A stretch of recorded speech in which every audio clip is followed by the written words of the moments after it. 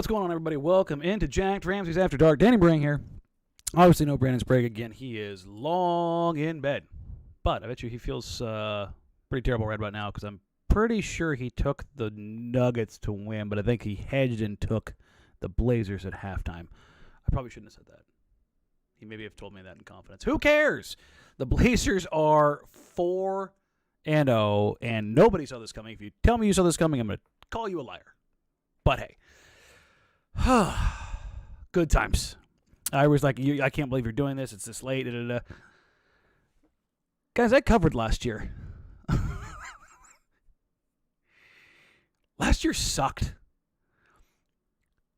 Last year was no fun. Last year was miserable. Who on earth wants to do that again? And, I mean, no thank you.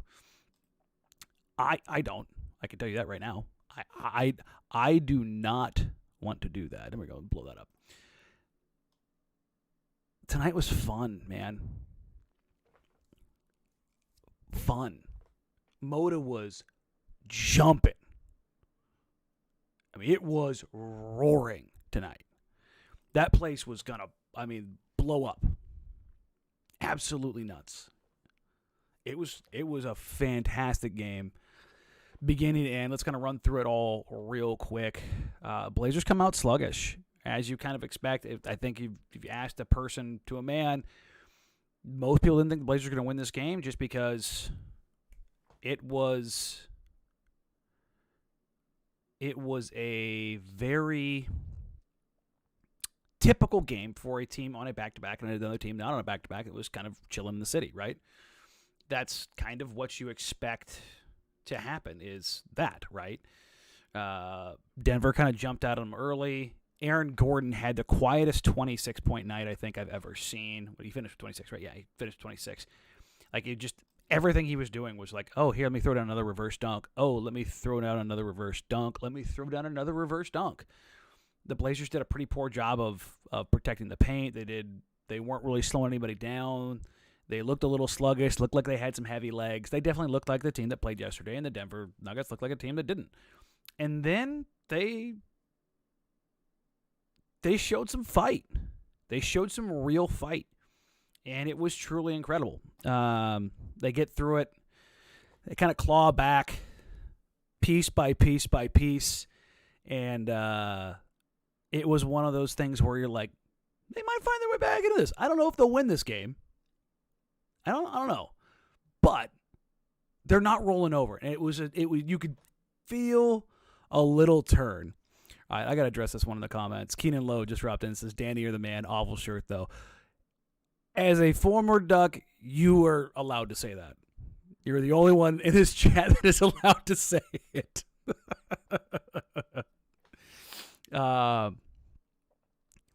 But stuff happens, and when you're there in person to see it, Anfernee Simons, ladies and gentlemen, found his jumper. The man found his ratchet, went into his toolbox like, hammer, no, drill, no, ratchet. That's what I need. And you could see it. Hiken looked at me, and he's like, you think Ant needs to get like a good start in this game, right? I was like, yeah, he needs it. He needs to see something. He needs to see something go in. He bricked his first shot like a foot left. And I just kind of looked at him like, oh, man, he's not going to get out of it. He's not going to find it tonight. I don't know. Then he knocks down a shot. And I was like, there it is. That's the one. Then he gets the drive. Then he gets another drive. And I was like, okay. Yeah, he's got a little confidence going. He's feeling it now. Now, did I expect this? No. You never expect those eruptions. But I want to say, you know what? I can actually pull this up because I have this sweet little app here. Quarter two. Simons did not score. Played 11 minutes in the second quarter. Did not score. But in the first, he had 7. Yeah, he had 7 in the first quarter. 7 points, an assist. Got a couple shots, got a steal. Actually got a block, too. And I'm sitting there going, okay. He found a little bit of a rhythm. And then in the second quarter, you really started to see Dame kind of carry the load a little bit. Dame made a point of saying that, I really wanted to get Jeremy Grant going. Like, I felt like we haven't done a good enough job getting Jeremy going. Dame also had 11. Like, so Dame was kind of carrying out going, and then they closed the half really well. It was defensively. You had Dame on Jamal Murray. Dame pre-switched, and I asked him about this at the end of the press conference tonight. But was that a part of you trying to set the tone? He's like, no, I want to go toe to toe, and I have to set this message, and I have to whoever's up there, we want to be up there. Like, we have to set that tone, and you can tell that he has taken it up on his mantle to be like, I'm going to set this tone because I know who I am, and that it starts with me and it ends with me. And you could see that it was everybody was being responsible. There wasn't blown assignments left, right, and center, and where there were some confusion, there was one, I can't remember who it was, but there was basically a blow by, and I looked behind him like, it was Eubanks. He looked behind him when they came up high, and there was no rotation on the backside. Nobody tagged the roller. It was like, you want a wide open dunk? Okay, they're still working through that stuff, but you can see the efforts being put in other possessions where you're like, okay, they're not there yet. That's cool. That's fine, but you can you're not seeing it every possession. And that fed into the offense. And the offense started with Anfernee Simons hitting a 3. And then another 3. And then another 3. And then another 3. And I think it was the fourth one is when he hit the ground and he was like, I'm on one of those. Or it's the third one, I can't remember now. But he hits another one. And he gets to the free throw line and knocks down another shot. And it's just, next thing you know, Ant's got 22 in the quarter. And the game's over at that point. It's over. It's such an onslaught, Denver has no gas left. Jokic is a non-factor at this point in time. He has 4 points. He's fantastic passing, getting Aaron Gordon look after look. Michael Porter Jr. was just killing, and you're like, Jamal Murray was a non-factor. Just non-participant as far as knocking down shots. Just a rough night for him. He's still working his way back. Jokic took 4 shots. I can't wrap my head around that. But I've said this before, and I'll say it again. When he gets hot, he's one of 5 or 6 guys in the NBA who can quite literally score 20 like that. There's not that many guys in the league who can do what he did tonight. He is on a list of elite burst scorers. Dame's up there with him. Steph's up there. Trey's up there. Jaw's looking like he might get there, but without being the shooter that the other requisite guys have. There's only so many guys that can just do that. And that's the thing about Anfernee, is that he's that good of a shooter. And that's why I wasn't worried. That's why I'm sitting there telling everybody, calm down. Calm down. He's one of the top 5 shooters in the entire NBA. He was a 50% catch-and-shoot shooter. He was a 40+% overall three-point shooter as a primary initiator. That list is 4 dudes. At that volume, it turns into 2 or 3. You're basically looking at Dame, Steph, Trey, and Ant. That's it. That's it. And so when you're on that platform and there's, you've got 2 years behind you showing that 3 games is way, way, way too soon to be freaking out about it. That's it's okay. So yeah, am I going to victory lap this a little bit? Yeah. yeah. Anybody out there I don't know if we should have given him that money. You're insane. Because if there's one thing that I have confidence in Anfernee Simons doing, it's shooting the living hell out of the basketball. That's when you're talking about Anfernee Simons' game. The one thing, if I'm playing basketball roulette, and they say, "Well, you got to live and die with a shooter making a shot." Hard to not pick Anfernee Simons. He's that good of a shooter, guys. He really is. And you can see what it did for his confidence, because not only did Ant finish with 29 points, but he finished with 5 assists. And one of those assists was a on-the-run, right-handed wrap behind-the-back pass to a cutting Jusuf Nurkic. Ant is not a guy to get saucy, but he got saucy as hell. Next thing you know, he's ripping a one-handed pass down the channel to a cutting Josh Hart for a dunk. Then he's cutting in from the left wing, left to right, cross, hezzy pull up, whoop! Just fires a one-handed pill to Damian Lillard on the opposite wing for a three. And that's it. Wrap it up. Nuggets are cooked. Done. Took a little bit longer going into the fourth quarter, but I mean they just took care of them. They just took care of them over and over and over and over again in the second half. It was tremendous. Blazers scored 44 points in the third quarter, 22 of that from Anfernee Simons. They hold the Denver to 25 in the quarter, which that doesn't sound like anything, but in today's NBA, it really is. 25 or under, you're doing great, and they did that in the third and the fourth. 25 in the third, 24 in the fourth. Not too shabby. Anfernee Simons is getting all the flowers tonight, but Damian Lillard was as majestic, just not in quite a burst of fashion. Dame finishes with 31, 8, and 6, and here's the key. One turnover. The only player that finished with more than one turnover was Keon Johnson, who was playing in some garbage minutes. That's it. That's tremendous play. But I want to get back to the defensive stuff. In the postgame, I asked Dame, did he kind of take it upon himself? And he basically said, yeah. Yeah, I don't want to be, or we don't want to be a bad defensive team. Nobody wants to be that. Everybody knows that.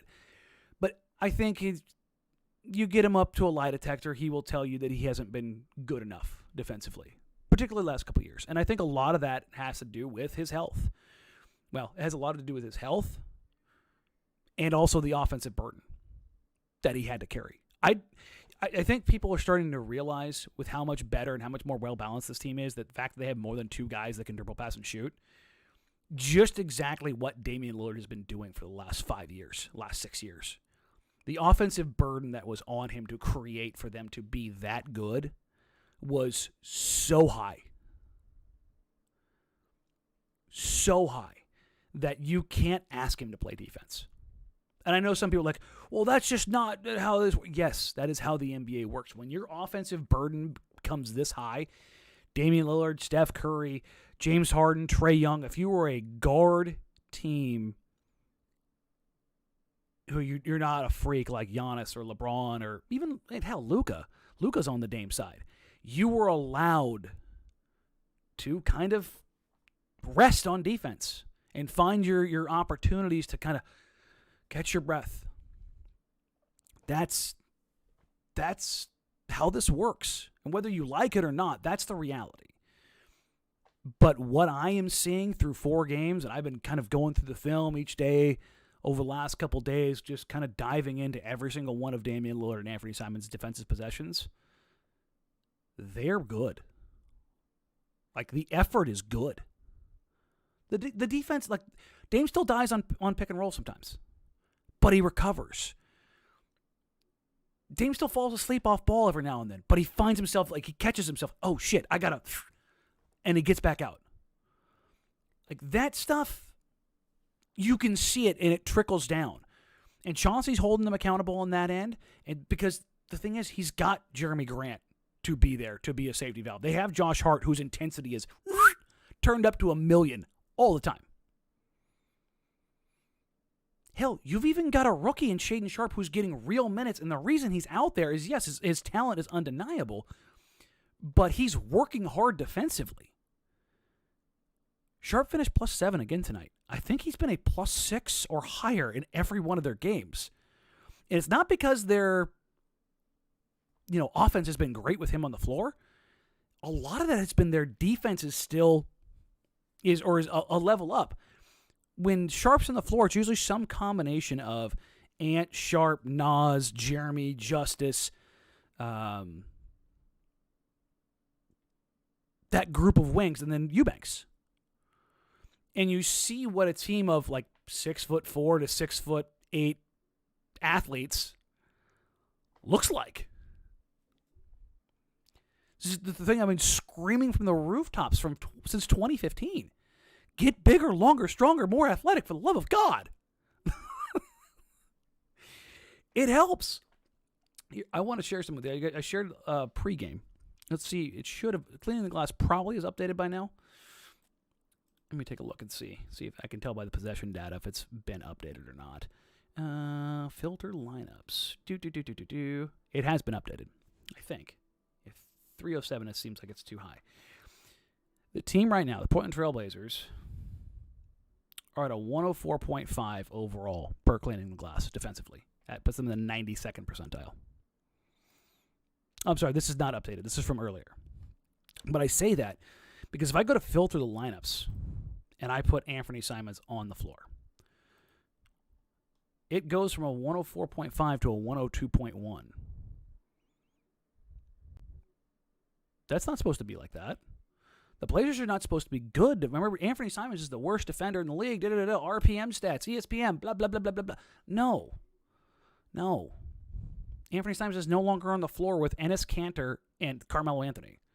And shockingly, he doesn't look awful. Ta-da! You can do the same thing with Dame. Put Dame on the floor. Filter lineups. They're a league average 111.9.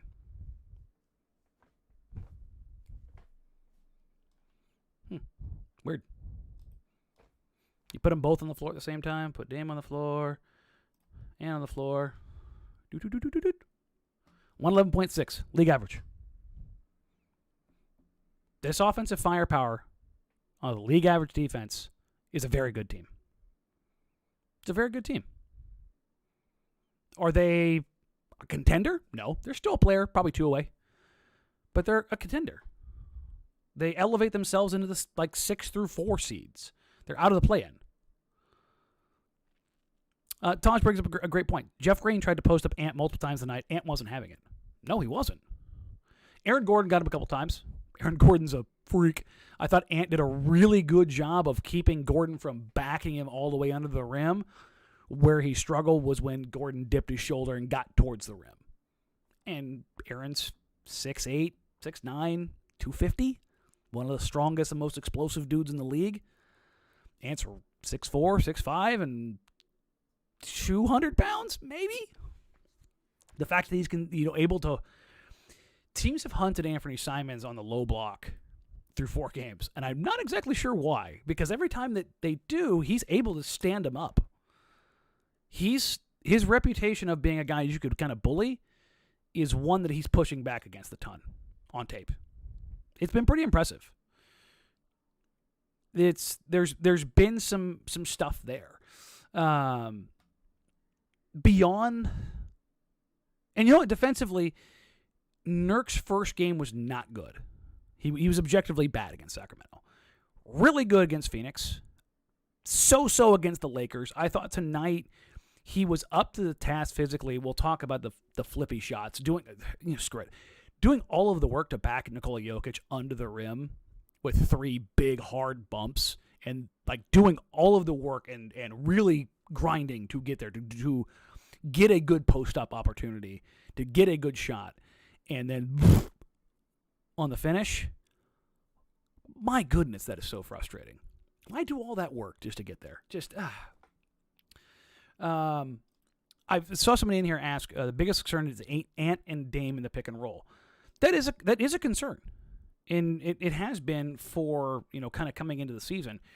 If I told you that through 3 games that the synergy numbers haven't updated yet, that they were allowing 0.84 points per possession defensively in the pick and roll. It's good enough for 12th in the NBA. Would you be surprised?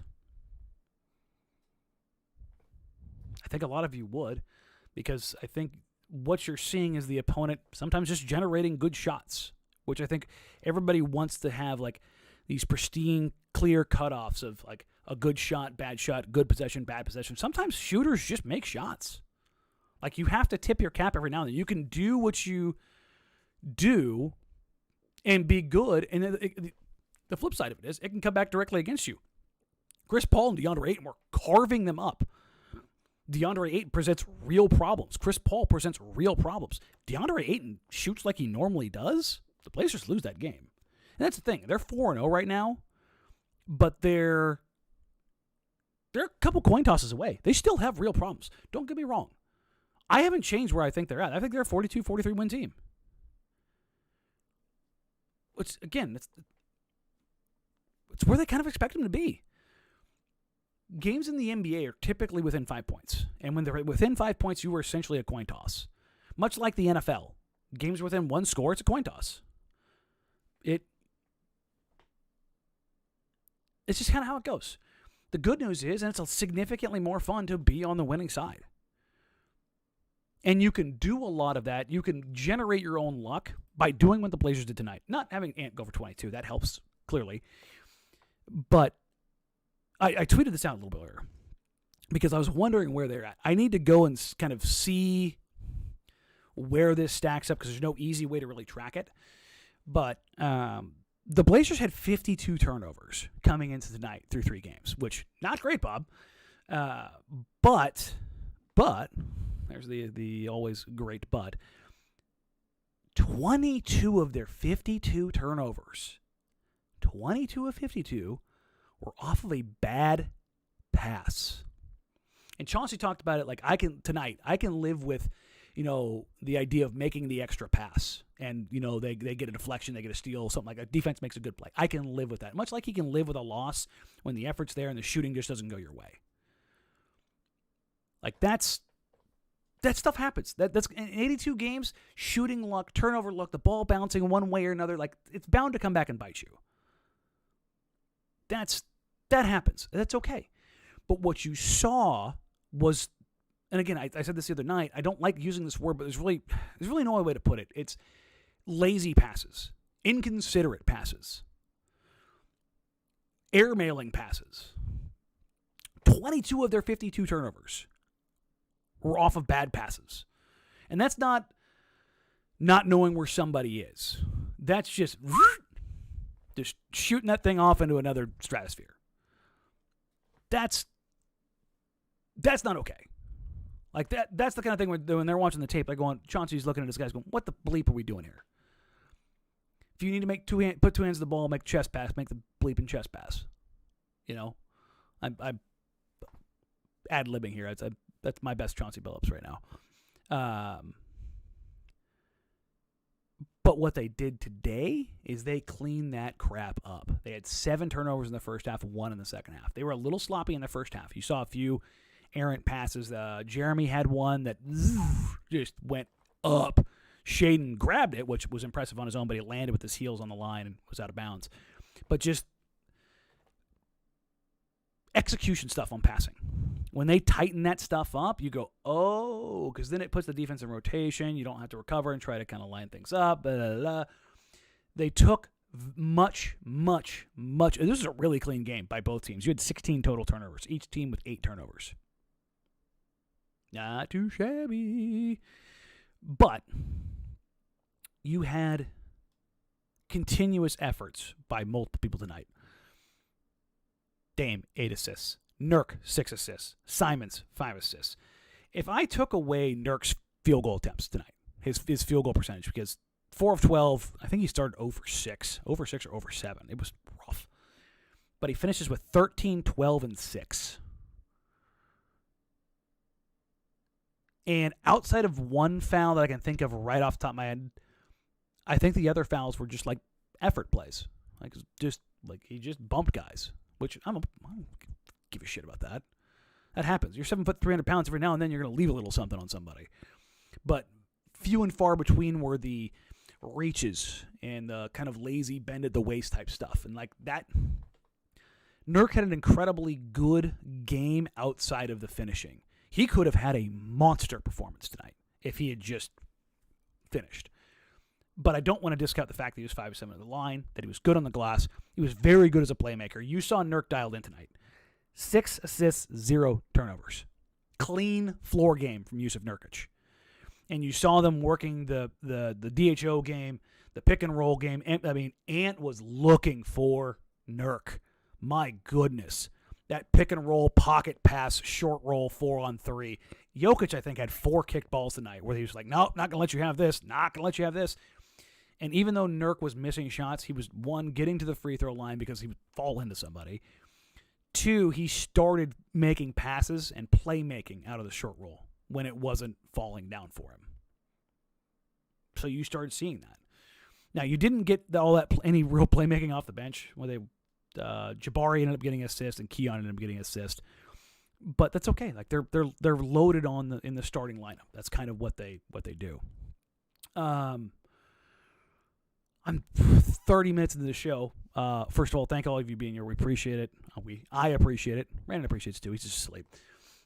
Like, rate, review, subscribe, help us grow the show. We blew past 4,000 subs. We're on our way to 5,000, so thank you guys so very much. If you're watching here on YouTube, either live or on the replay, click subscribe, help us grow the show. And if you are a podcast listener, wherever you get podcasts, like, rate, review, subscribe, do all the things. If you leave us a review, please, good, bad, or otherwise, it helps us. It helps us beat the almighty algorithm, unless you give us 0 stars, I think. I think it's bad. I don't know. I'll celebrate this, though.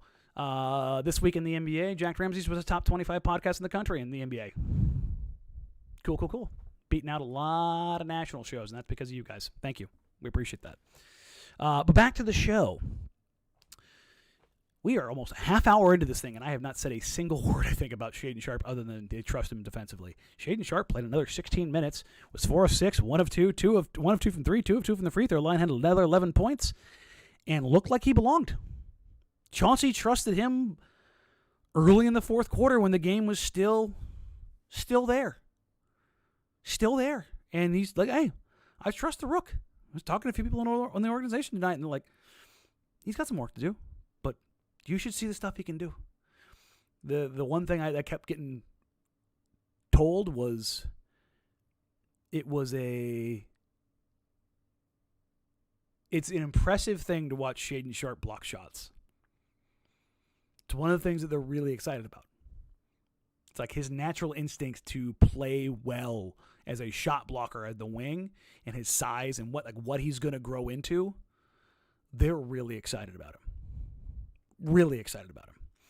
I thought you saw Shaedon be physical at the point of attack. I thought he made some tremendous plays in recovering defensively. Just sound stuff that you don't expect to see from a rookie. So 2 thumbs up. 2. There we go. 2 thumbs up. Get Shaedon all the minutes. I've seen everybody kind of talking in the chat real quick. And you know what? I would be remiss. The play where he drove to the rim on the closeout and stopped on one step, just threw on the brakes, and the defender went flying by, and then he did the step-through move and blew past Jokic. Tremendous. He also had another one where Nurk fed Sharpe on a cut, and Jokic just not used to seeing a guy that explosive on the Blazers. Shaedon blew right by him and got to the rim again, laid it up with a lefty. It was pretty impressive. He's going to show flashes of brilliance. He's going to show flashes of brain dumb as a rookie. Like, that's just kind of how it goes. You have to live with that. But I've seen a lot of people ask about GP2, like what minutes get cut into. I'll say this again. Tonight, Grant 36, Nurkic 35, Dame 35, Hart 35, Simons 36, Sharpe 16. And you saw Justice's minutes probably go to a combination of Nasir, who had 18, Keon in there for 10, where they brought Nurk in early in the first half with Keon, which kind of distorted the rotations a little bit. You saw Eubanks on Jokic there in the second quarter. We're like, I don't know how long you can go.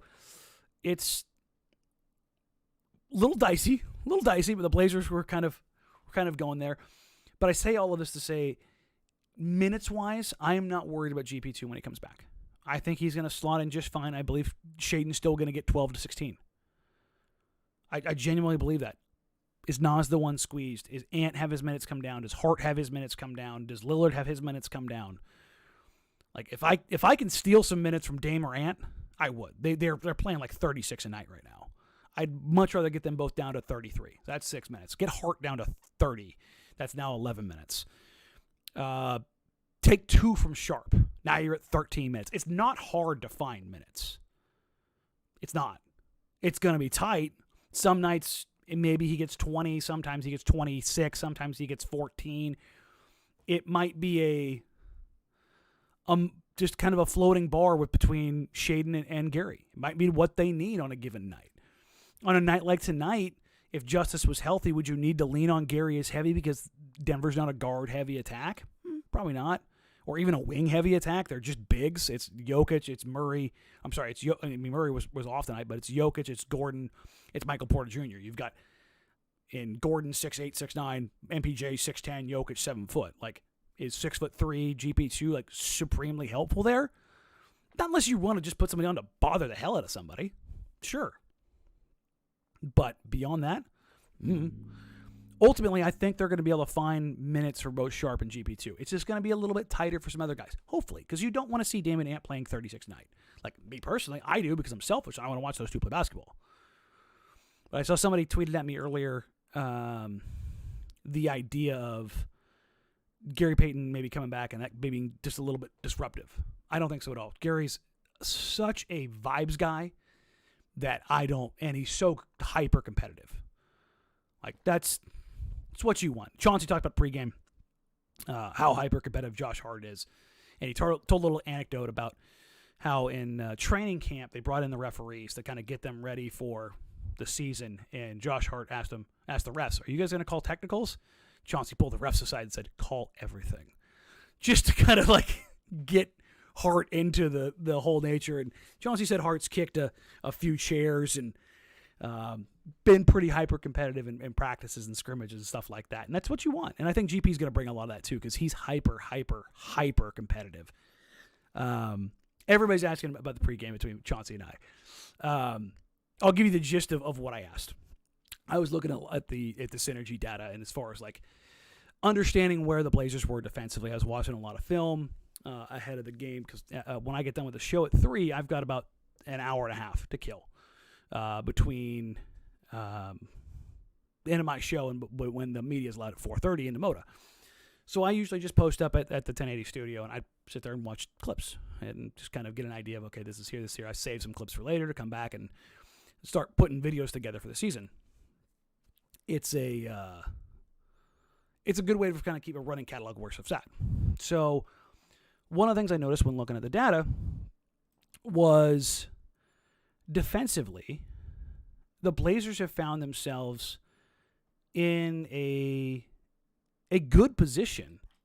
Let me refresh my little chart here. Okay, come on.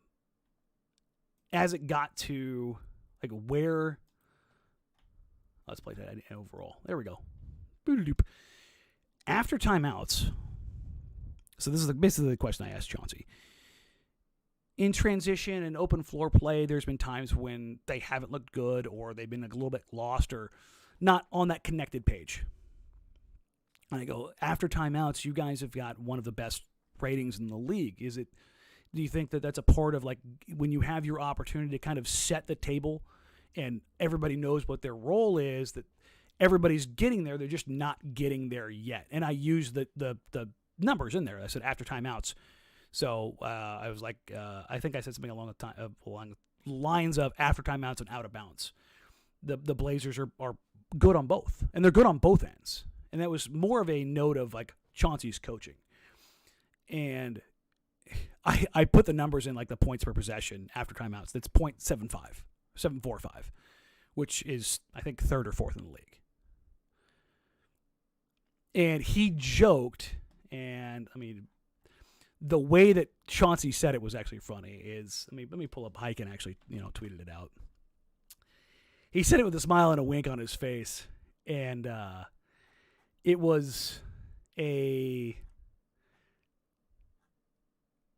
little bit of a nod to Chauncey being a hooper, and it was pretty fun, kind of like where he was at with that. He says, "You're running off numbers and shit that I've never heard before. I've got to go back to school to answer your questions." He was calling me a nerd, but he did it with like a wink and a smile, and it was great. And then he answered the question. So They don't broadcast those, but I'm trying to see if anybody actually has it, because it was a fun back and forth with Chauncey. Like it gave you a little bit of insight into Chauncey's a bit old school, and in that not necessarily about analytics. I don't think he's totally against them. I don't think that'd be a fair characterization. But he's a feel coach. And that's kind of what he's prided himself on. One of those things is just fun. And then, when he left the room, he came over and, pounded me up and smiled and winked and left the room. It's fun.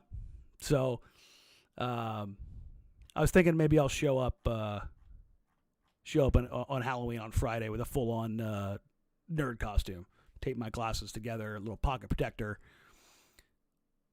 Just lean into it a little bit, have a little bit of fun. But no, it was great. It genuinely was great back and forth with Chauncey today. So we talked about it post game, just kind of where the Blazers are defensively, and he kind of gave me another kind of a nod. So it was fun. Like I said, hopefully I can find the clip and I can put it out there. It was a good time, much like this game. That's the thing, is like it's always more fun when you win, but man, they're playing a brand of basketball that's just so much more fun. It's so much more fun. I'm coming home and I'm not tired from, oh God, I got to cover this team. You can see that they're building towards something.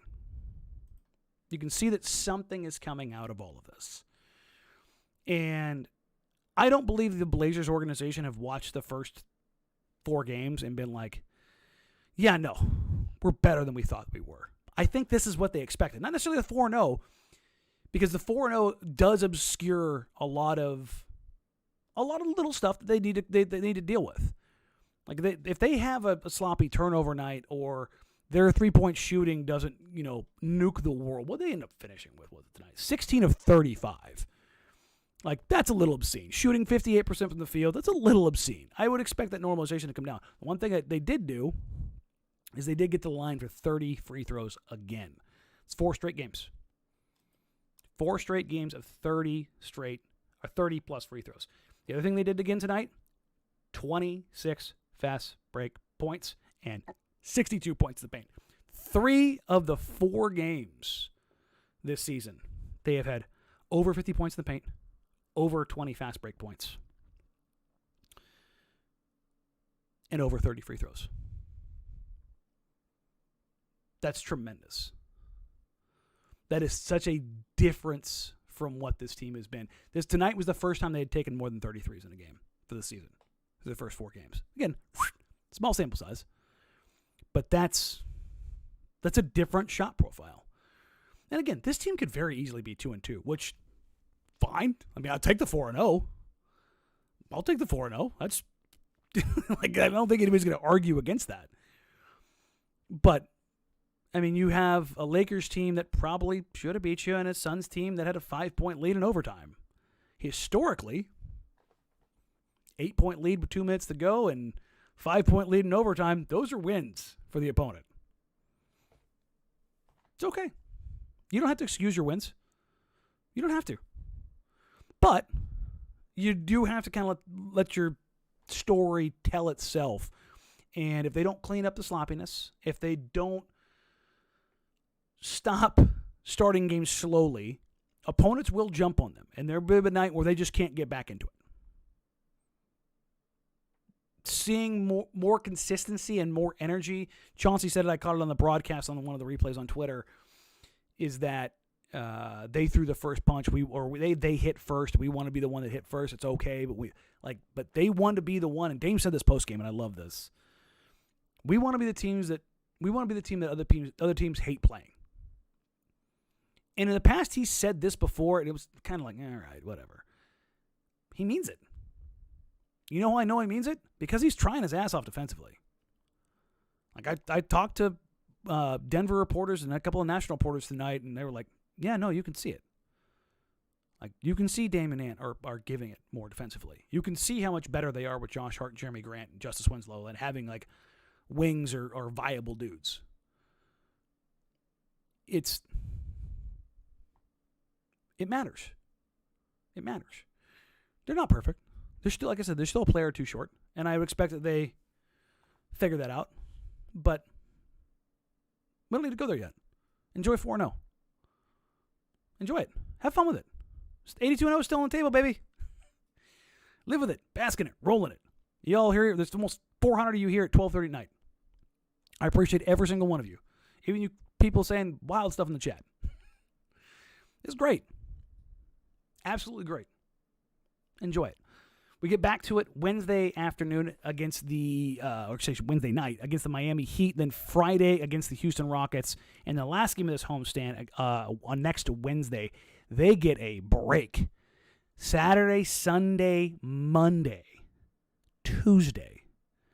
4 whole freaking days in the NBA at the beginning of the season before they take on the Memphis Grizzlies, and they go on a 6-game road trip where they play basically 6 games in 8 nights. They start on November 4th, and they get done at November 12th at Dallas. Hell. So stack those wins up now, because just the travel and schedule on that. Suns twice, Heat, Hornets, Pelicans, Mavericks. Woo. Woo. No thanks.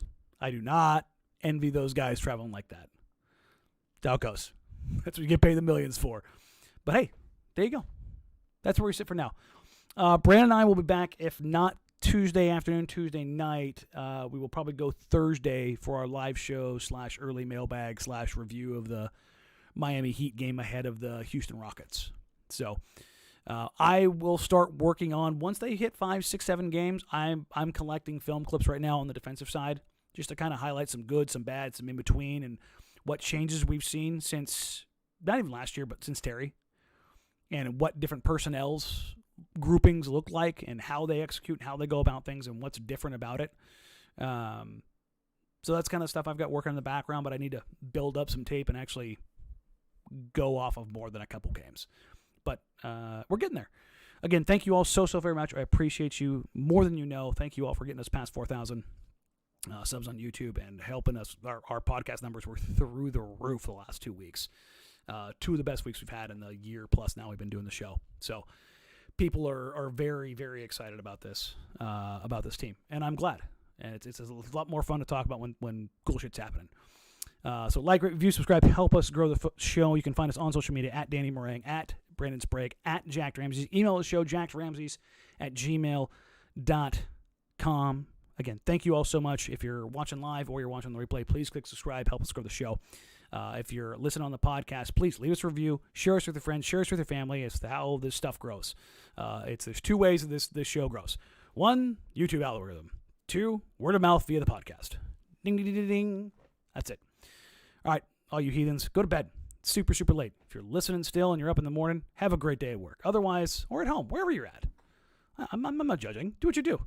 Have a wonderful night. Take care. Talk soon. Bye.